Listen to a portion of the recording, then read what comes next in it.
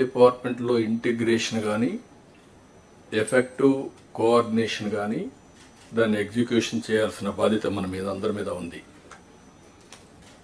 Once in 3 months collectors conference పెట్టుకుంటున్నాం.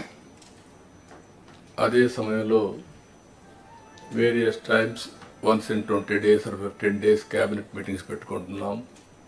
Agenda ఇవన్నీ చేస్తున్నాం, డిపార్ట్మెంట్స్ అన్ని రివ్యూ చేస్తున్నాం. అప్పుడప్పుడు కాంప్రహెన్సివ్ సమీక్షలు కూడా చేసుకుంటూ అందరం కూడా ఎఫెక్టివ్గా ఒక కోహెసివ్గా ముందుకు పోవడానికి ఇలాంటి కార్యక్రమాలు మనకు వస్తాయి. ఇక ఈ brain storming session, I can say it is a brain storming session and reorienting hour cells. ఏం చేయబోతామో క్లారిటీ రావడానికి సమావేశం పెట్టుకున్నాం.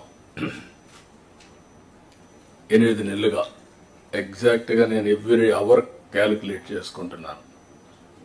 బై టుమారో 12వ తారీఖు నేను ప్రమాణ స్వీకారం చేసి 8 months అవుతుంది. కొత్త గవర్నమెంట్ వచ్చి 8 months అవుతుంది. ఇచ్చిన తీర్పు కూడా మీరు చూస్తే ఒక హిస్టారికల్ మ్యాండేట్ ఇచ్చారు. ఇటీవల కాలంలో ఎప్పుడు కూడా ఇలాంటి మ్యాండేట్ రాలేదు. 93% స్ట్రైక్ రేట్. 93% స్ట్రైక్ రేట్ వచ్చిందంటే ఇక్కడుండే all of us including secretaries గడిచిన 5 సంవత్సరాల పరిపాలన ప్రజలు యాక్సెప్ట్ చేయలేదు. అందుకనే టోటల్గా రిజెక్ట్ చేసి మళ్ళీ ఒక న్యూ హోప్స్ పెట్టుకొని ముందుకు వచ్చే పరిస్థితికి వచ్చారు.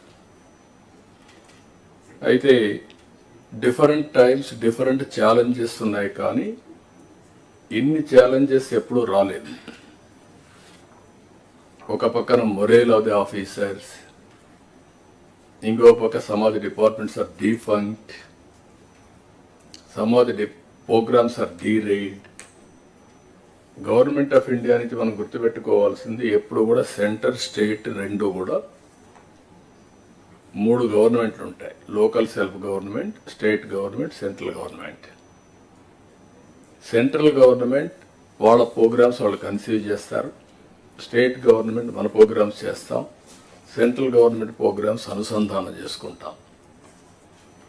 దగ్గర 90 సెంట్రలీ స్పాన్సర్ స్కీమ్స్ ఉంటే టోటల్గా అన్నీ కూడా డిఫంక్ట్ అయిపోయాయి. ఫండ్స్ డైవర్ట్ చేసే పరిస్థితికి వచ్చారు. వీటన్నింటిపైన మనం ఒక 7 white papers అన్ని పబ్లిసైజ్ చేశాం.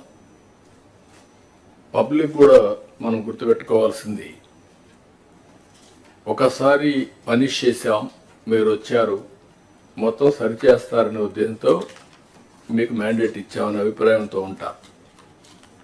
అది ఉన్నప్పుడు మనం ఎక్స్ట్రా ఎఫర్ట్స్ పెట్టాల్సిన బాధ్యత మనందరిపైన ఉంది. అందుకే